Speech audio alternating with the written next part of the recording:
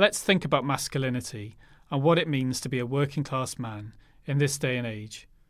There's no doubt that working class men do, and always have, had a difficult time. On top of the daily struggles to make ends meet, experiences of snobbery towards people with regional accents and experiences of racism can make matters even worse. There may be some of you reading this who feel that the suffering of working class men does not get the attention it deserves from politicians and the media, and I can understand that sentiment. Working class men have had to get to grips with less secure lives, along with other groups. We also find it harder to talk about some of the effects, such as damage to mental health.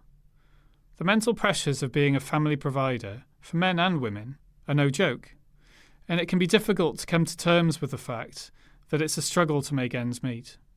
We also need to address the darker sides of a slip in the living standards of working class men.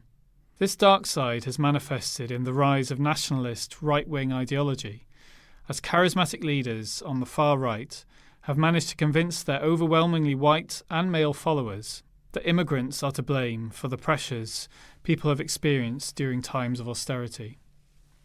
In general, white men are far more likely to vote for right-wing parties than women, and this trend is remarkably consistent across contexts. Within the extreme far right, many more men than women tend to join and support these groups and parties.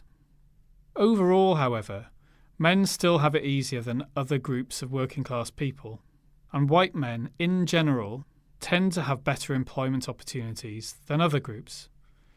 It is still far easier for men to rise to senior management positions, and particularly so for white men. The position for all of us, though, is still bleaker than it used to be, and in my view, we need to think about ways of making everyone's lives less precarious. How can we connect the experiences and pressures of working class men with those of other groups and start to learn about common patterns and causes we can fight for?